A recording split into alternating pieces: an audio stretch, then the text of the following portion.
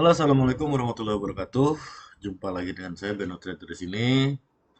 Semoga dalam kesempatan kali ini kita selalu berada dalam lindungan Allah Subhanahu wa Ta'ala, dan yang tak kalah penting, selalu profit konsisten tentunya.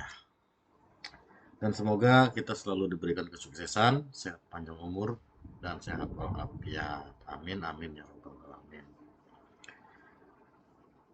Oke, kali ini saya kembali akan berbagi sebuah teknik atau sebuah cara menentukan titik entry menggunakan ini ya, apa namanya ini, draw Fibonacci retracement. Nah, jadi garis Fibonacci yang kita gunakan saat retrace ya, seperti itulah simpulan pendeknya. Kalau mau cari kesimpulan panjangnya, banyak di searching aja ya di Google, banyak itu. Apa itu Fibonacci? Yang saya tahu Fibonacci itu adalah menjumlahkan angka sebelumnya dengan angka yang berikutnya ya. Contoh, kita mulai dengan angka 1. Setelah 1 kan mulai dari 0. 0 kan, setelah 0 1. Kemudian angka ketiganya 1 ditambah 0 1. Angka keempatnya berarti 1 tambah 1 2. Nah, angka kelimanya 2 tambah 1 3 dan seterusnya. Jadi angka terakhir ditambah angka sebelumnya menjadi angka berikutnya. Seperti itulah. Nah, kemudian kali ini saya akan menggunakan sebuah Fibonacci, tapi teknik ini atau alat bantu ini ya, namanya indikator lah, bisa dikatakan ini indikator, sebuah alat bantu untuk menentukan titik entry di mana kita harus mengerti yang namanya trend. Di mana trend itu di dalam trading ada 3 ya. Kalau yang udah lihat video-video saya sebelumnya, insya Allah ngerti. Trend itu ada 3. Pertama tren atas atau bullish, tren turun atau bearish. Kemudian tren sideways ya, atau tren yang itu juga lah, nggak jauh geraknya itu. Nah, kemudian setelah kita mengerti di mana itu tren, karena garis ini atau indikator ini harus berdekatan dengan tren. Itu ya. Langsung aja, saya nggak basa-basi, kita coba gunakan saja. Nah, seperti ini ya. Perhatikan di sini saya agak sedikit perkecil. Secara kasat mata kelihatan tren ini sedang terjun bebas ya, artinya sedang penurunan. Nah, kemudian bukan berarti global seperti ini. Kita melihat tidak secara global ya. Yang kita lihat menggunakan garis ini adalah secara, lihat. Tetap saja di sini kita lihat tren sedang turun. Kenapa? Karena kalau kita lihat di sini sudah terjadi resisten dan garis ini tidak mampu menembus resisten sebelumnya ya, ini. Dia belum mampu, artinya dia masih tren penurunan seperti itu. Nah, kemudian cara menggunakannya seperti apa? Kalau kita lihat ini trennya kan tren masih turun, tapi di sini kalau secara saat ininya ya, bukan tren global, ini trennya sedang melakukan kenaikan di sini, naik ya. Kemudian di sini dia retrace sedikit, kemudian dia kembali naik di sini ya, satu. Oke, tapi satu ini saya anggap belum menjadi dasar ya, tapi dia sudah mampu melewati ini. Oke, sekarang kita menggunakannya. Garis Fibonacci itu digunakan hanya untuk mengukur sebuah tren. Contoh, ini tren naik ya, tren naik. Jangan di sini ya. Tren ini ya, tren turun. Ini tren naik, tren naiknya. Kita buat markup seperti ini ya. Kalau tidak membuat seperti ini nanti repot. Oke, ini tren turunnya. Nah, kita membuat menggunakan Fibonacci-nya di mana? Di sini. Kalau kita tren turun ya di lambang yang turun ya, jangan trennya turun kita ambilnya di naik, itu yang salah. Tolong dipahami ini. Kalau di sini, contoh yang ini ya, yang ini dari sini ke sini, ini kita menggunakannya yang naik karena kita mengukur kenaikan, kapan dia melakukan kenaikan. Kalau di sini kita mengukur keturunan. Kita uji coba dari yang kenaikan sini ya. dari kenaikan sini karena kita mau cari, karena secara tren pendeknya dia naik. Kita coba ini garis Fibonacci. Cara menariknya adalah dari ini ya, sumbu terbawah sampai menemui sumbu ini teratas. Kita tarik, nah ke atas, kita tarik ke atas. Nah, atasnya adalah sumbu teratasnya di sini. Nah, seperti ini. Kalau kita mau cari dia kenaikannya, tuh. Kemudian menentukan kenaikan di mana? Nah, saya pindah dulu nih ya biar jelas ya. Nah, di sini ya. Kita lihat di sini. Perhatikan, saya perbesar. Nah, yang perlu diamati adalah garis 38 sampai 61 ini. Tapi saya biasa menggunakan dasarnya di 61. Jadi kita menunggu tren melakukan retrace karena di sini namanya Fibonacci. Lihat di sini draw Fibonacci retracement, artinya dia berfungsi saat terjadi retrace. Kalau tidak terjadi retrace, jangan. Perhatikan. Perhatikan 61,8 ini ya. Kalau saya ukur ke sini, oke, di bawahnya sini ya, sumbu paling bawah. Oke.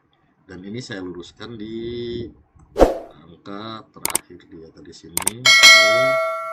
Tadi terakhirnya ada di mana dia tadi sini ya. Nah, di sini. Kurang turun. Dia kurang turun ya. Masih kurang turun ya ini.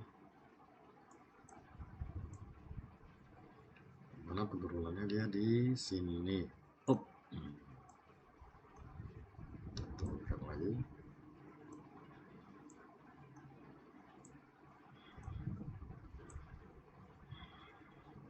Sini. Ini pas di sini ya. Oke.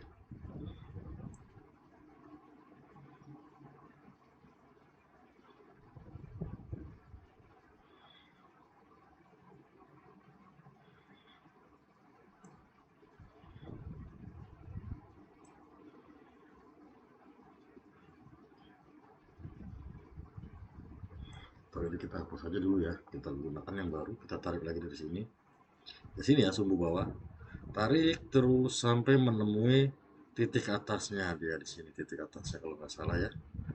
Dan tadi titik atasnya tadi kita udah buat di sini. Oke, di sini ya.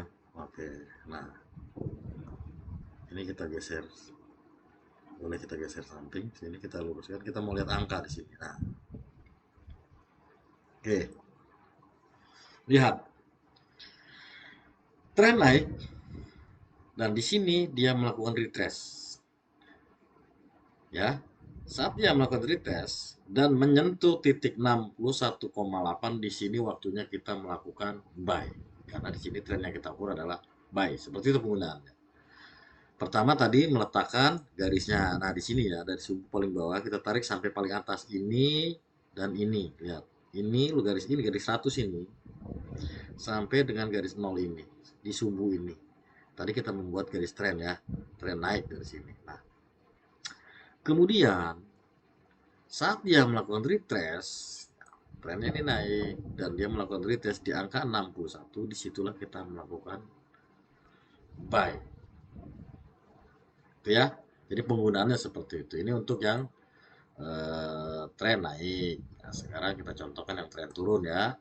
Tren turun, mana tren turun, kita coba. Ini ya, di sini ya. Wes, kita ukur dulu tren turunnya dia dari sini. Sini sampai sini ya tren turunnya. Ini tren turun di sini. Nah, kita ambil garis pibonya ya dari sini. Berarti kita ambil dari sini. Mana dia? Nah, ini garis atasnya. Dari atas, sumbu teratas, kita sampai sumbu paling bawah. Nah, ini. Sip di sini. Ya. Oke. Tren turun. Nah, kita menunggu retrace. Apa retrace-nya? Ya ke atas. Kalau turun itu retrace-nya ke atas. Kita menunggu dia menyentuh garis. Tadi saya bilang 38 sampai 61. Ada juga yang bilang kalau sudah di 61, tren ini menyentuh garis 61, ini trennya mulai melemah ya, usahakan dia menyentuh garis 38 sampai 50 di sini. 38 sampai 50. Wah, bolehlah di 661 juga boleh sebenarnya, tapi itu kurang kuat. Yang paling kuat di sini, di angka 38 sampai 50. Artinya apa? Penurunan ini masih kuat kalau dia retrace-nya hanya di sampai sini. Kalau ini birunya sampai di angka 61 ini mulai lemah. Artinya dia masih tren turun tapi kekuatannya sudah mulai menurun. Seperti itu ya. Itu pemahaman singkatnya seperti itu. Nah, saat dia turun tadi di sini, kita membuat garis seandainya ini candle-candle ini belum ada. Berarti kita menunggu retrace, menunggu warna-warna biru ini atau warna hijau lah, beda-beda settingan ya, terserah settingannya nanti. Nah, saat dia melakukan kenaikan, tunggu dia menyentuh 38 atau 50 atau 60 sampai sini saja. Kalau kelewat ini akan berbalik arah. Kalau sudah melewati 61,8 itu hati-hati. Biasanya tren akan berubah arah, berbalik arah. Yang tadinya tren turun dia akan melanjutkan kenaikan. Itu. Jadi berubah arah ya. Nah, di sini. Ini untuk yang retrace strong ya. Retrace kuat di sini sampai di angka 38 sampai 50. Intinya sih 38 sampai 61. 38,2 sampai 61 di sini masih akan kuat melakukan penurunan. Tuh, jadi beberapa trader juga ada yang bilang seperti itu ya. Di angka 38 sampai 50. Ada yang hanya di 61. Jadi dia hanya menunggu di 61 baru melakukan retest. Nah, kemudian entry yang tepat kapan? Nah, ini pertanyaan yang sangat bagus. Kapan kita melakukan entry? Kita entry, perhatikan ya, saat candle ini hijau, biru, terus naik sampai sini, dan di sampai sini membentur garis ini, jangan entry dulu. Jadi tunggu dia melakukan penurunan minimal satu candle. Jadi contoh seperti ini ya. Umpamanya ini tren turun, set.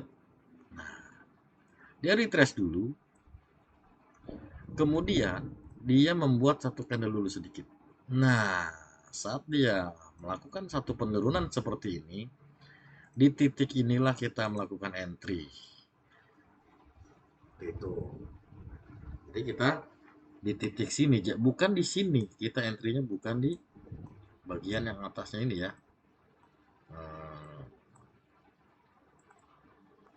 Bukan di bagian yang ini kita. Nah, jangan di sini kita entry-nya. Jadi entry di sini, pas di sini. Take profit kita di mana? Cukup di sini. Ya, standarnya di sini. Take profit. Tapi usahakan jangan sampai mentok. Jadi usahakan di sini. Jangan sampai menyentuh. Kalau saya biasanya menggunakannya di sini ada support, tapi saya ambilnya di tegak atas ini take profitnya. Kemudian kalau untuk stop loss biasanya 1/2 di sini. Yang penting jangan sampai melewati, atau di sini boleh. Karena kalau udah melewati ini udah nggak beres, makanya di sini di bawahnya. Jadi kalau sudah melewati resistensi ini, itu artinya tren sudah berubah arah, sudah berbalik arah. Itu ya, mudah-mudahan bisa dipaham dan bisa dimengerti. Kalau ada yang kurang jelas, tanyakan aja di kolom komentar, insya Allah akan saya jawab. Itu ya, tadi saya sudah jelaskan cara menariknya dari subuh terakhir, cara menentukan intinya sudah, masih kurang jelas juga, diulang-ulang lagi aja. Yang penting pesan saya, jangan melakukan deposit berulang-ulang. Usahakan deposit satu kali. Jika gagal dan habis, belajar lagi, belajar lagi, belajar lagi. Jangan tertipu dengan janji-janji manis. Jangan pernah tertipu dengan kata-kata trading itu mudah. Kalau mau coba deposit sekali dan habis, tolong berhenti. Ya, jangan dilanjutkan, belajar lagi. Gunakan akun demo, belajar, pahami cara-caranya, pahami betul teknik-tekniknya. Oke, mungkin sampai di sini dulu. Kurang lebihnya saya mohon maaf. Wassalamualaikum warahmatullahi wabarakatuh.